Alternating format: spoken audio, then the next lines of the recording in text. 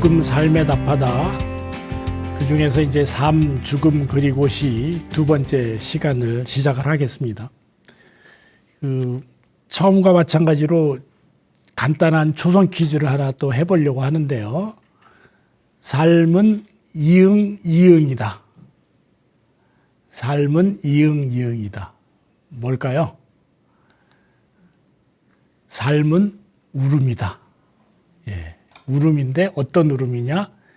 삶은 나의 울음으로 시작해서 내가 아닌 다른 사람들의 울음으로 끝이 난다. 여러분들 태어날 때 나는 웃고 태어났어 하시는 분 계신가요? 안 계시죠? 예, 저도 제 기억엔 없습니다.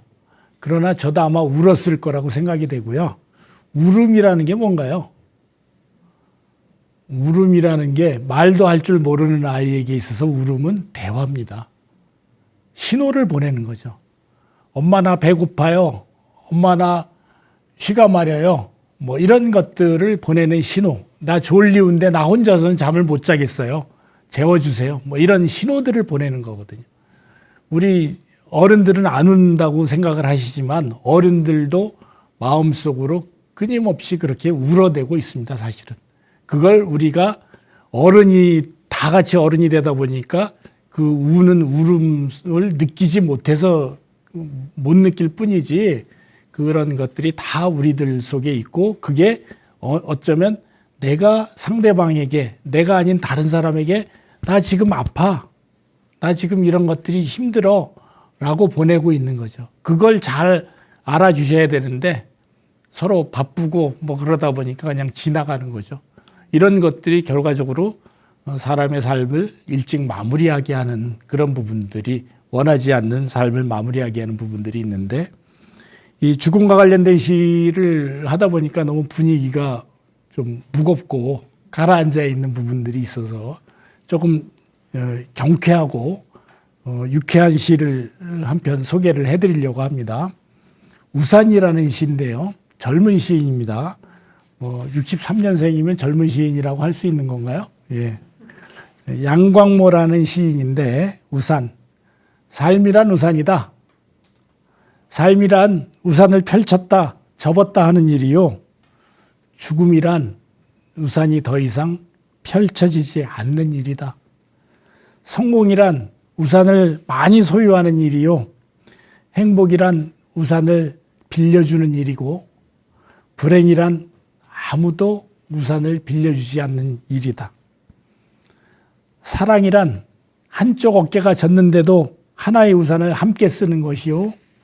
이별이란 하나의 우산 속에서 빠져나와 각자의 우산을 펼치는 일이다. 연인이란 비 오는 날 우산 속 얼굴이 가장 아름다운 사람이요.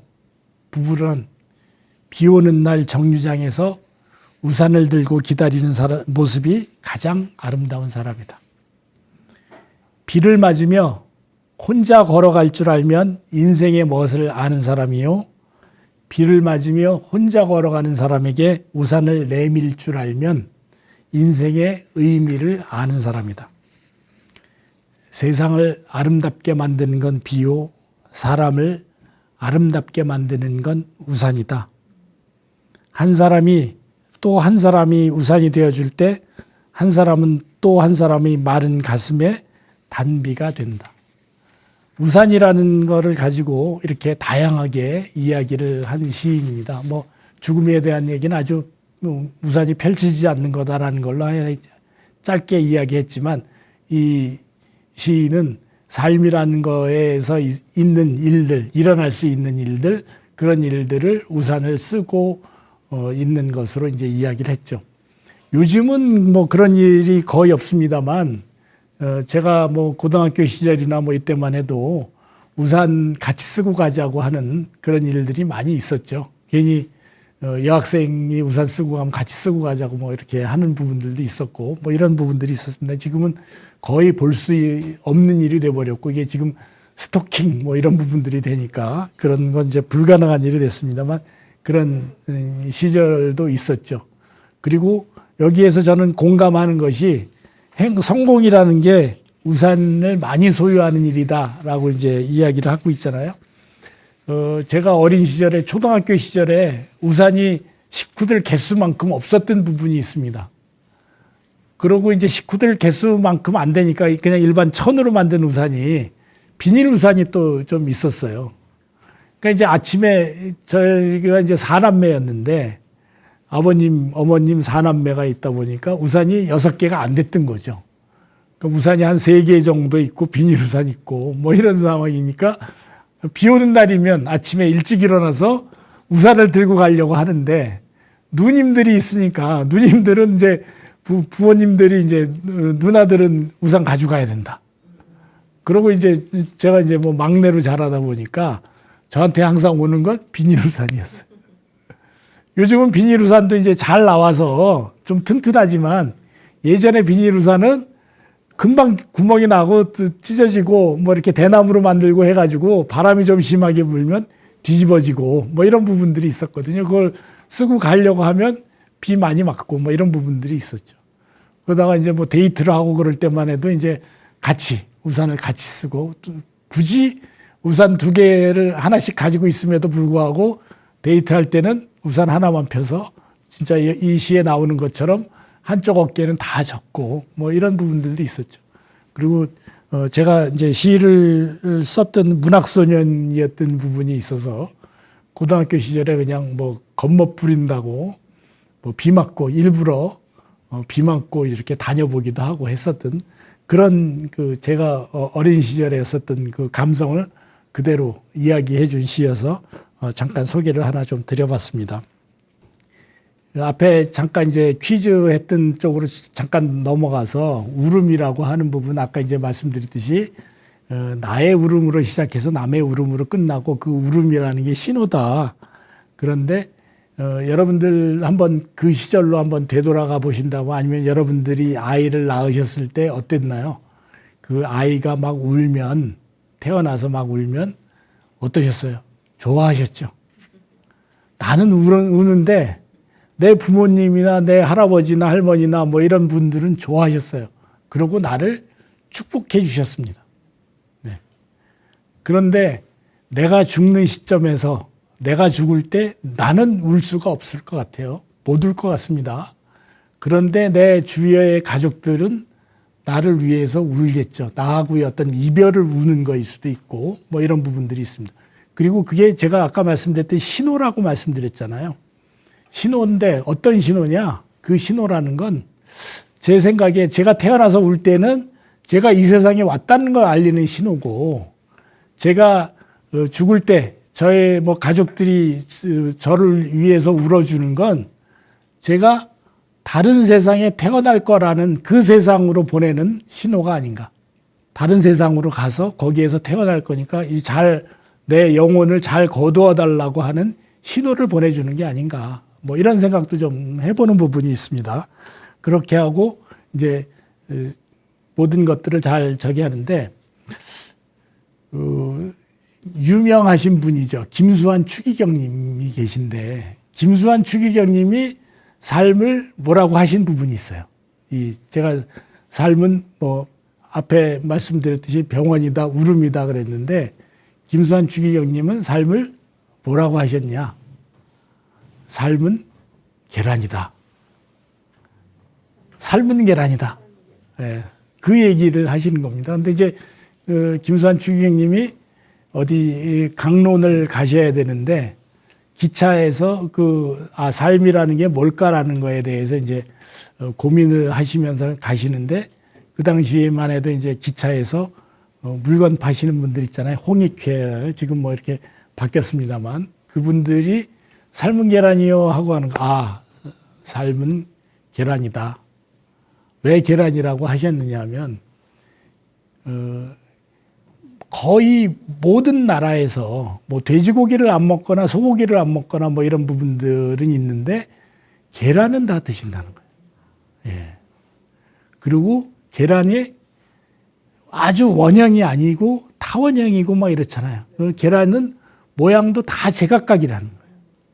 그러니까 우리 사람들의 삶이라는 것도 다 다른 삶이고 뭐 타조알처럼 큰 것부터 시작해서 메추리알처럼 작은 것까지 뭐 이렇게 여러 가지 다양한 알들이 있는데 그 모양들은 비슷하긴 하지만 다 다르다. 뭐 이런 이야기를 하면서 이제 삶에 대해서 이제 이야기를 하셨다고 하는 부분들이 있습니다. 그래서 이제 삶은 울음이다라는 걸로 이제 말씀을 좀 드려볼까 싶은 생각이 들고요. 그 양광모 시인의 우산 이걸 말씀드렸습니다만 그 우산에서 보면 삶과 죽음을 아주 간단하게 표현을 했지만 저는 그렇게 생각을 합니다. 시를 쓰는 사람을 뭐라고 하죠? 시인이라고 하죠. 소설 쓰는 사람은 뭐라고 하죠? 소설가라고 하죠. 가와 인의 차이가 뭘까? 이런 생각을 좀 해봤습니다. 가는 집가자를 쓰고 인은 사람 인자를 쓰는데 집은 어떻게 지어야 돼요? 집은 털을 잘 다지고 거기에다가 주춧돌을 놓고 주춧돌 위에 기둥을 세우고 기둥 위에 대들보하고 뭐 이런 것들을 세워서 집은 어떤 특정한 형태로서 만들어져야 되는 거죠. 사람은 다 다르고 다 제각각의 영역이 있는 거고 그렇게 살아가는 거거든요. 그래서 소설가라는 사람들은 적어도 집을 짓듯이 이 소설을 쓸 때 구성을 해서 기승전결이 어떻게 되고 이렇게 써야 되지만 시를 쓰는 시인들은 그냥 사람이면 자기가 가지고 있는 생각들을 그냥 짧게 써도 시가 된다. 그게 이 양광모 시인이 우산이라는 걸 통해서 시를 이야기해 주는 게 아닌가. 그런 생각을 또 좀 해보게 된 부분이 있습니다. 그리고 이제 아까 잠깐 말씀드렸던 이혜인 수녀님의 시, 하관이라는 시를 제가 먼저 소개를 드렸었는데 그 이혜인 수녀님이 시를 쓰신 게 마지막 손님이 올 때라는 시가 있습니다. 제가 죽음에 관련된 시는 대부분의 경우가 남의 죽음을 경험을 하면서 그거에 대한 거를 쓴 경우들이 많다. 그러면서 이제 구상시인의 임종예습은 자기의 죽음을 어떻게 보면 이런 상태로 내가 죽지 않을까라고 이제 생각을 했던 것인데 이혜인 수녀님의 마지막 손님이 올 때라는 시도 자기 자신의 어떤 죽음을 생각하면서 쓰신 시가 아닌가 그런 생각이 좀 듭니다.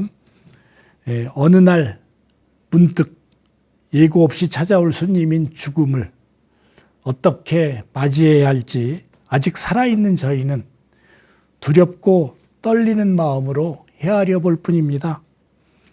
그 낯선 얼굴이 마지막 손님을 진정 웃으면서 맞이할 수 있을까요? 삶을 아름답게 마무리하기가 상상보다는 어렵더라는 어느 임종자의 고백을 다시 기억하며 저희 모두 지상에서의 남은 날들을 겸허하고 성실한 기도로 채워가게 하소서. 하루에 꼭 한 번은 자신의 죽음을 준비하는 마음으로 화해와 용서를 먼저 청하는 사랑의 사람으로 깨어있게 하소서. 지금 이 순간이 마지막인 듯이 생각하고 말하고 행동하는 지혜의 사람으로 거듭나게 하소서. 삶과 죽음을 통해서 빛과 평화의 나라로 저희를 부르시는 생명의 주님, 당신을 향한 날마다의 그리움이 마침내는 영원으로 이어지는 부활의 기쁨으로 열매 맺게 하소서. 이 이혜인 수녀님의 마지막 손님이 올 때는 이혜인 수녀님도 이야기했지만 어느 날 문득 예고 없이 찾아온다는 거죠. 죽음이라는 건 예고 없이 찾아온다. 그 예고 없이 찾아오는 죽음을 어떻게 맞이할 거냐. 그런데 그게 생각보다 쉽지 않다. 어느 돌아가신 분의 이야기를 빌어서 그걸 준비하기 위해서 우리가 이제 죽음 준비 교육을 하면서 항상 하는 이야기가 당하는 죽음이 아니라 맞이하는 죽음, 준비된 죽음을 하자라고 하는데 사실은 쉬운 일은 아닙니다. 그런데 우리 여기 계신 분들도 가끔 그 집안의 어른들 중에 이렇게 돌아가셨다 하는 이야기를 들으시는 분이 계실 수도 있어요. 저도 저희 증조부님 뭐 이렇게 이야기를 들어보면 돌아가시기 전에 뭐 생신날인가 뭐 이렇게 해서 그 자손들이 다 모여 있을 때 다 모여서 생신 저기를 하고 연세가 이제 드셨을 때죠. 드셔서 저기 했는데 생일 잔치 다 하고 자식 그 자손들 다 만나고 나 이제 가야겠다. 그러고 그 다음날 안 깨어나셨다고 뭐 이런 전설적인 얘기를 들은 부분이 있습니다. 그래서 그것도 뭐 스님들 같은 경우 돌아가실 때 보면 그냥 입적 가시는데 그냥 앉은 채로 가부좌 튼 채로 이제 돌아가시는 그분들의 경우는 완전히 이제 뭐라 그럴까요? 해탈의 경지에 오르신 그런 부분들이 아닌가 그런 생각이 드는데 그렇게까지는 못하지만 우리가 우리의 삶을 마무리할 때 어느 정도의 준비는 좀 필요하지 않을까 그런 생각을 좀 해보는 거죠. 그래서 이혜인 수녀도 마지막 손님이 올 때 나한테 마지막 손님 나를 찾아왔을 때 내가 얼마나 그 마지막 손님을 잘 맞이하고 그 손님과 잘 따라갈 수 있느냐 뭐 이런 부분들이 필요하지 않을까 그런 생각을 좀 해봅니다. 제가 오늘 말씀드릴 시 중에서 가장 절절한 시를 말씀을 드릴 텐데 다 아시는 시일 거예요. 뭐 저 고등학교 때 배웠던 시니까 김소월 시인의 초혼이라는 시인데요. 초혼이라는 게 뭐죠? 지금은 뭐 그런 전통 장례라는 걸 하는 경우가 거의 없으니까 뭐 이런 부분들이 없겠습니다만 지금은 이제 뭐 돌아가셨다라는 걸 누가 얘기해 줘요? 병원에서 의사가 얘기해 주죠. 운명하셨습니다. 그 운명하셨습니다라는 소리를 들으면 그때부터 참고 있었던 울음들이 막 터지는 거죠. 그런데 전통 장례에서 돌아가셨습니다라는 판단은 누가 하느냐? 대부분 우리 이렇게 뭐 병원에 가서 돌아가시기 전에 대부분 다 집에서 돌아가실 때는 집안 어른 뭐 우리 아버님이 돌아가시면 아버님 또래의 이제 다른 그 분들이 오셔가지고 임종을 했다라는 걸 확인하는 부분이 있습니다. 돌아가셨다라는 걸 어떻게 확인했을까요? 그 당시에 의사도 아닌데 그 전통 절차에 의하면 그걸 속괭 또는 속광이라고 하는데요. 그 밑에다가 누워 있으실 거고 돌아가신 분은 누워 있으실 거고 그 밑에다가 솜이나 깃털 같은 걸 이렇게 살짝 놓으면 숨을 쉬면 이게 움직일 거잖아요. 솜이 이렇게 떨.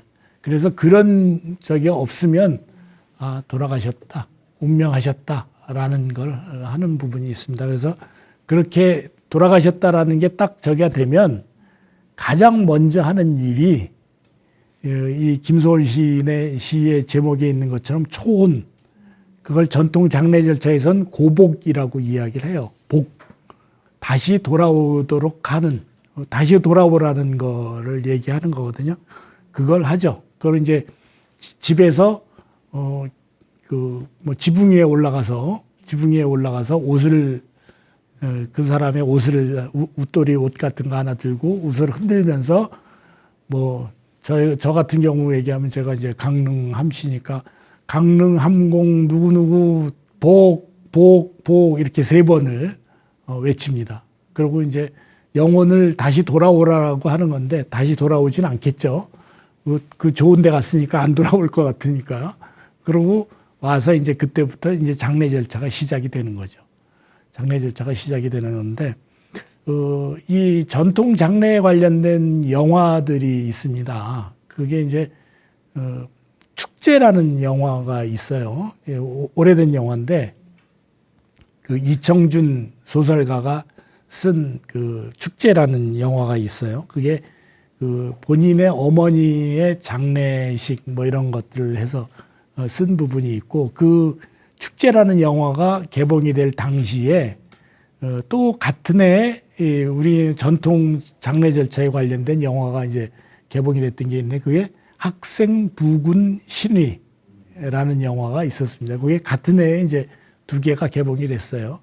그래서 이제 전통 장례 절차에 관련된 부분인데 그 가장 첫 번째 돌아가시고 난 다음에 가장 첫 번째 하는 일 고복 초혼에 관련된 건데요.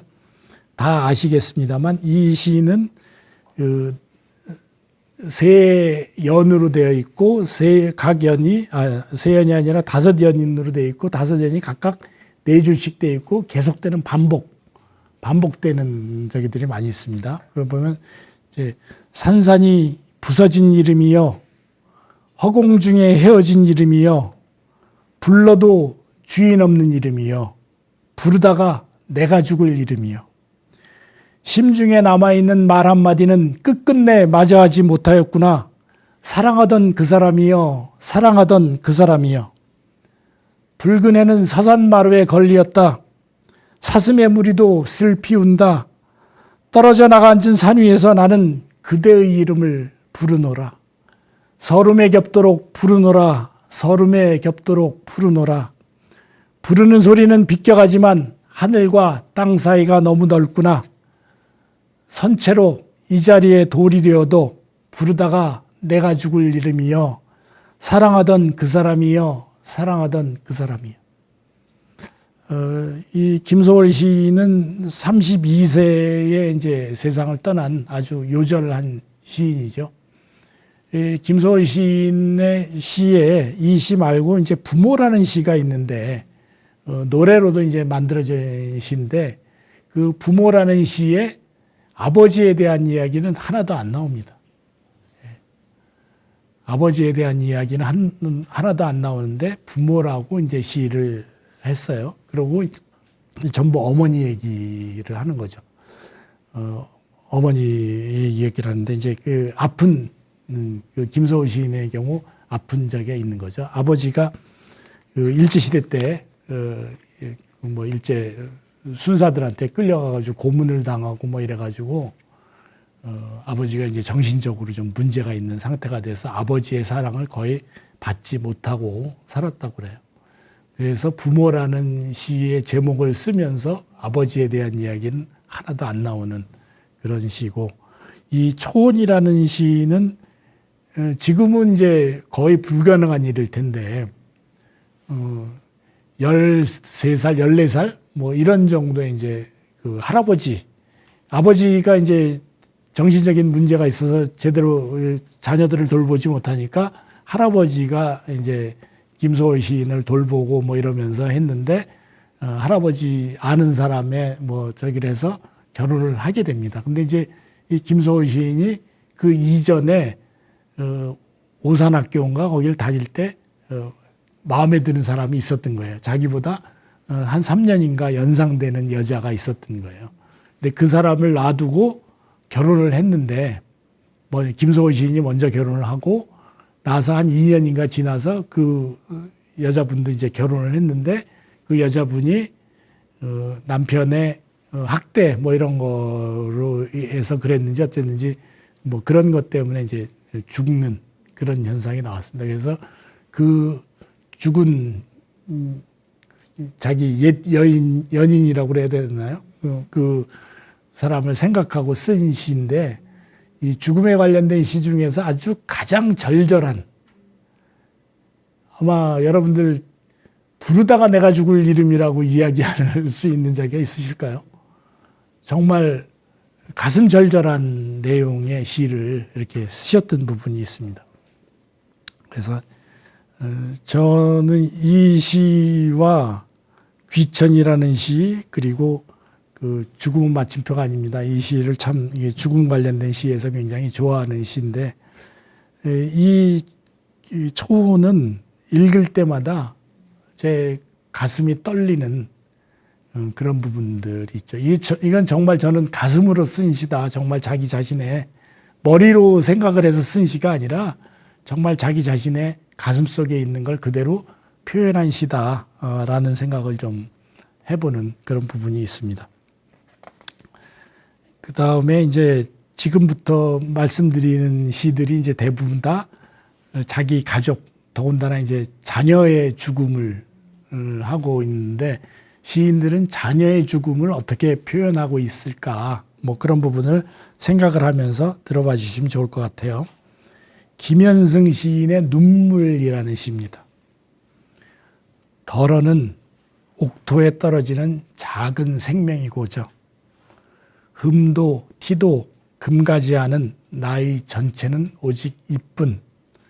더욱 값진 것으로 드리라 하올제 나의 가장 나종 지닌 것도 오직 이뿐. 아름다운 나무의 꽃이 시들음을 보시고 열매를 맺게 하신 당신은 나의 웃음을 만드신 후에 새로이 나의 눈물을 지어주시다. 이 시인이 자녀로 인해서 자기 아들로 인해서 정말 기뻐하고 그랬었던 부분이 있겠죠. 그래서 나의 웃음을 만들어 준 거예요. 대부분의 경우가 이제 자녀들을 자라고 뭐 기르고 하면서 그 자녀로 인해서 기뻐했던 순간, 즐거웠던 시간들이 많이 있으니까 그 자녀를 나한테 보내준 게 나한테 웃음을 주신 거다라고 이야기한 거죠. 그런데 그 자녀를 데려가신 거, 그 자녀를 데려가신 걸 나의 눈물을 지어주시다라고 이제 표현을 하신 거죠. 그리고 이제 뭐 이 앞에도 이제 이야기를 하고 있습니다만 흠도 티도 금가지 않은 나의 전체는 오직 이뿐.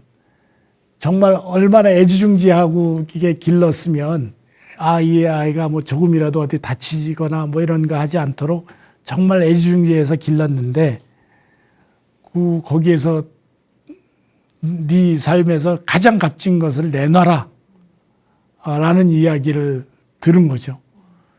나의 가장 값진 것으로 드리라 하올제. 근데 어쩔 수 없이 이제 뭐 자식을 보내야 되는 부모의 마음, 내가 정말 끝까지 지켜야 될 게 내 자식인데 나의 가장 나종 지닌 것도 오직 이뿐이다. 그런데 나무에 꽃이 시듬을 보시고 열매를 맺게 하신다. 이건 또 다시 또 새로운 부분으로 가는 거죠. 꽃이 지고 그 꽃이 진 다음에 어떤 열매가 맺는 부분들, 그런 것들을 이 시인은, 김현승 시인은 이야기를 하신 게 아닌가, 그런 생각을 좀 해봅니다. 이제 다음에 또 소개해드릴 시는 아까 이제 잠깐 말씀드렸었는데, 이동원 가수와 박인수 그 성악가가 향수라는 노래를 불렀다고 말씀드렸었죠. 그 향수라는 노래가 정지용 시인의 시거든요. 근데 정지용 시인도 참 불운하기보단 참 안타까운 죽음을 맞이했어요. 아직 생사는 확인이 안 됐습니다만 1902년생이시니까 돌아가셨겠죠. 근데 이제 돌아가신 것도 이분의 시가 굉장히 좋고, 그런데 이분의 시가 이분이 6.25 중에 월북했다, 아니면 납북됐다, 뭐 이런 여러 가지 이야기들이 있으면서 시를 금지가 됐었어요. 그러다가 1988년 우리나라에 올림픽이 있던 그 시기에 이분의 시가 이제 금서 목록에서 해제가 되면서 이제 많이 나왔죠. 이분의 고향은 충북 옥천입니다. 옥천에 뭐 옥천 읍내에 이분 그 생가가 있고, 그 생가에 이제 모자가 있는데 이분 시가 참 굉장히 좋은 시들이 많아요. 뭐 보고 싶은 호수라는 시에 보면 보고 싶은 마음 뭐 호수만 하니 뭐 얼굴을 가릴 수밖에, 뭐 이런 보고 싶은 마음이 큰데 그걸 내가 어떻게 가리고 싶어서 하는 건 그냥 내 눈을 가리는 것밖에 없다. 뭐 이런 시를 쓰신 부분들이 있어서, 근데 안타깝게 이제 이분도 자녀가 일찍 죽는 부분이 있었습니다.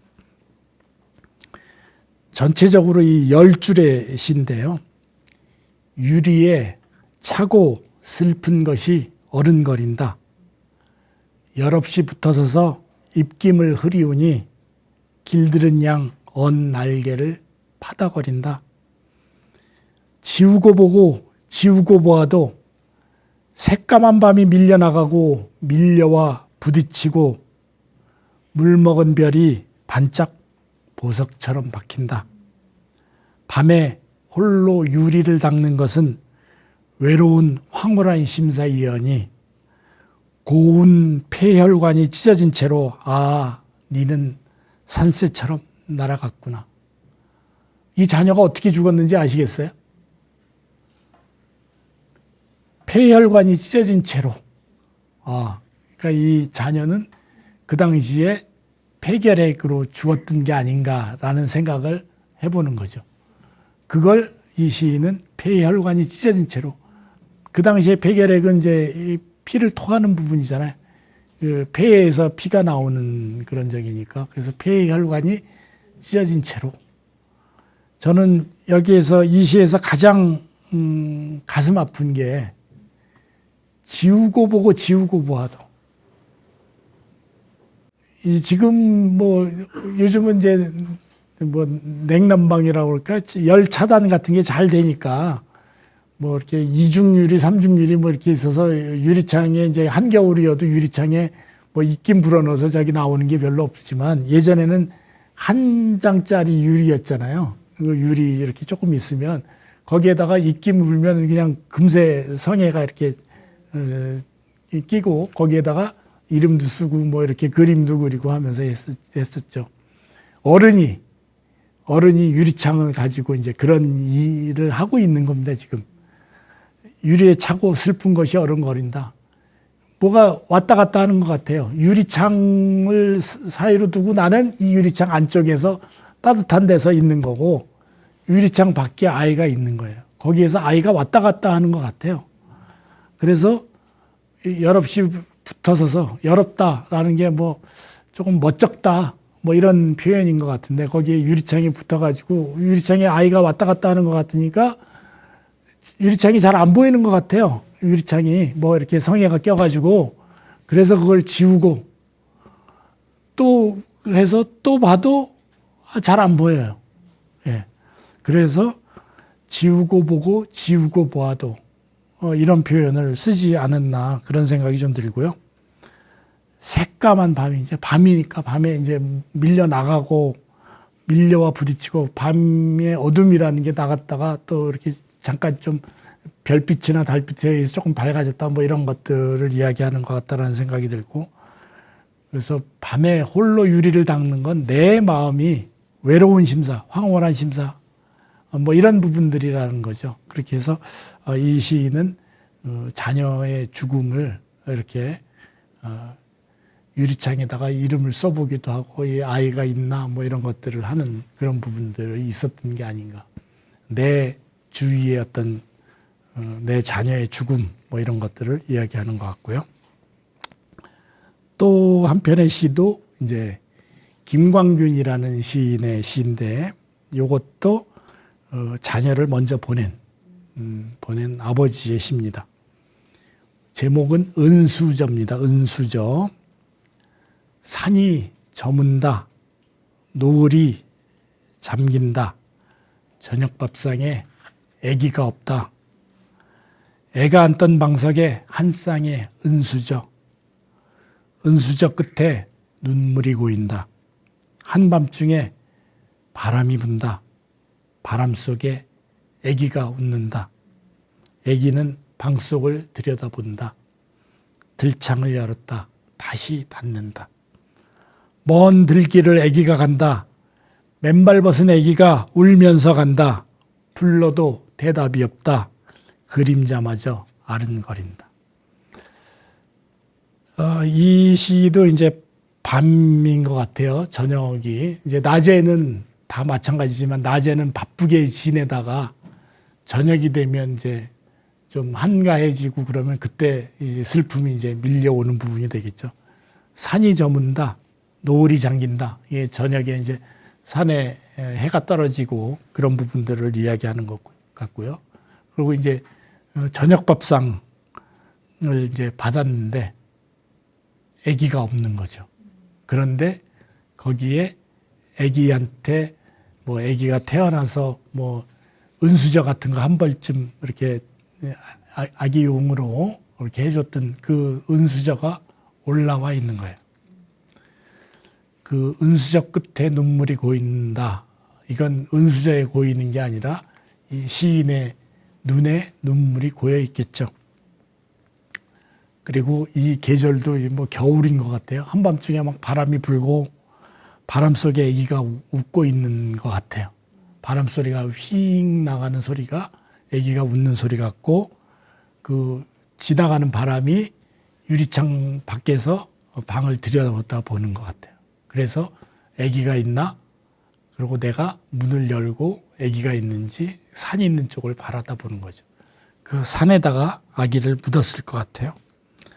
그래서 먼 들길을 아기가 간다. 이제 아기가 있다라고 생각을 하고 창문을 열었는데 안 보이고, 뭐 그 바람 소리가 바람이 쭉 지나가겠죠. 산으로 가거나. 그러면서 아기가 가는 것 같이 느낀 거고, 맨발 벗은 아기가 울면서 간다.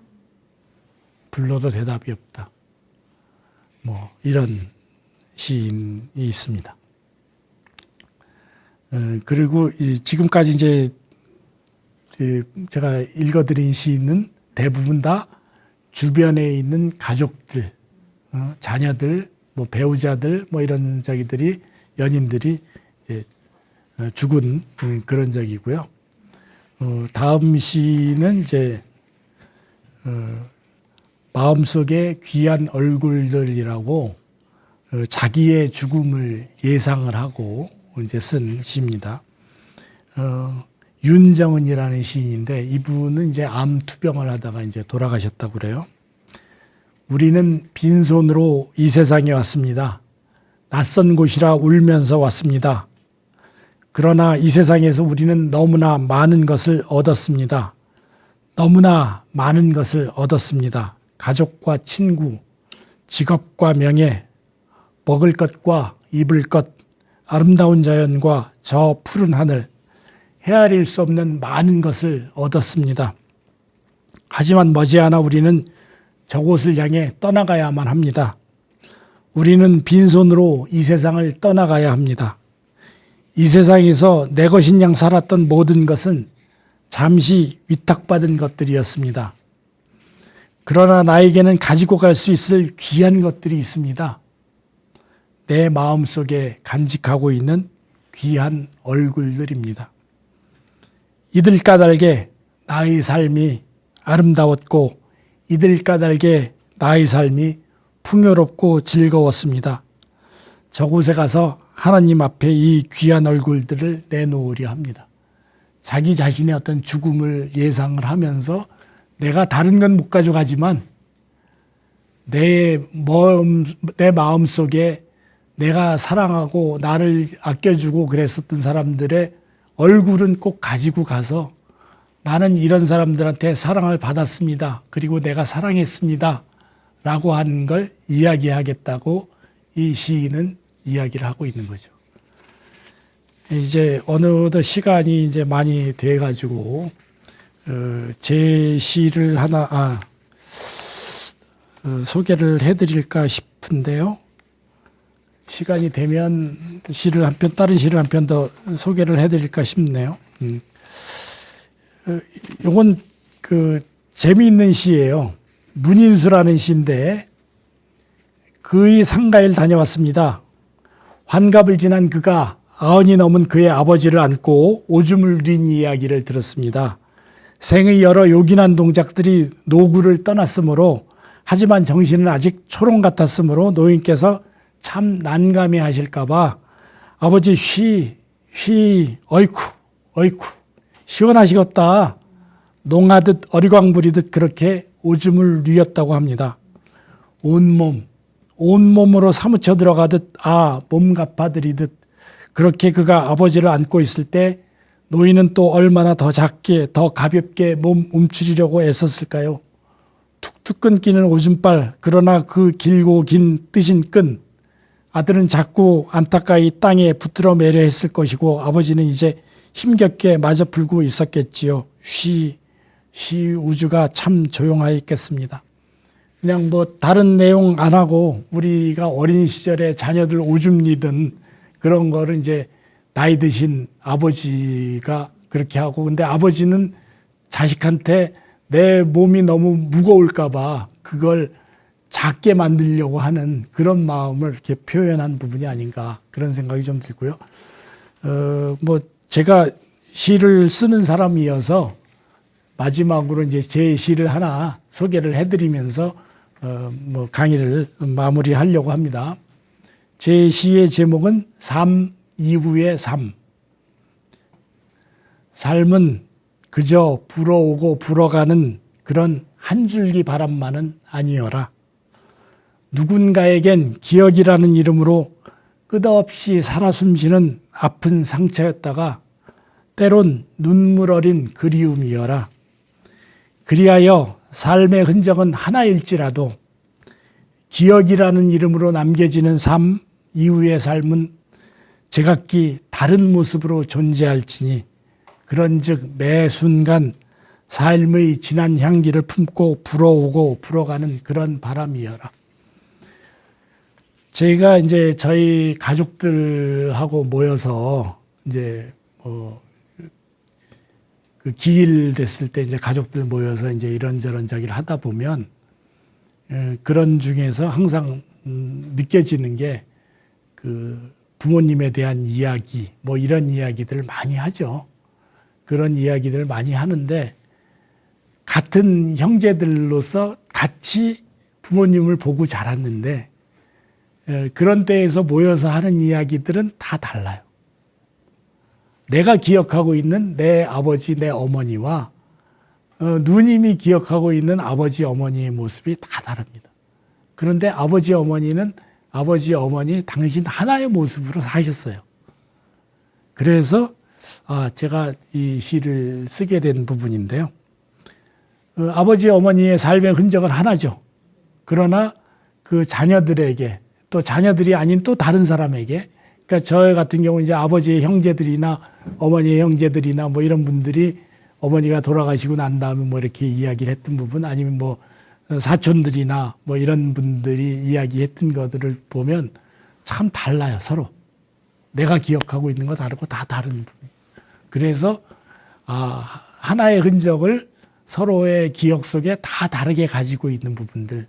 그런데 그것마저 결과적으로 아주 중요하게 남아야 되는 부분은 좋게 잘 남아야죠. 나쁜 기억으로 남겨서는 안 된다. 그래서 앞에 시인이 이야기했듯이 좀 마음을 비우고 이렇게 사셔야 될 부분들이 아닌가 그런 생각이 듭니다. 그래서 우리의 삶이라는 건 제가 말씀드렸듯이 지금 뭐 병원에서 태어나서 병원에서 돌아가시는 부분이고 그리고 나의 울음으로 시작해서 남의 울음으로 끝나는 부분이지만 그 과정 중에 우리 삶의 모든 과정은 다 선택이거든요. 그 선택을 어떤 것으로 하실까는 제가 여러분들에게 남겨드리는 숙제라고 보시면 될 것 같습니다. 선택을 잘 하셔서 좋고 훌륭하고 좋은 기억으로 남는 삶이 되시길 바랍니다. 강의 모두 마치겠습니다. 감사합니다.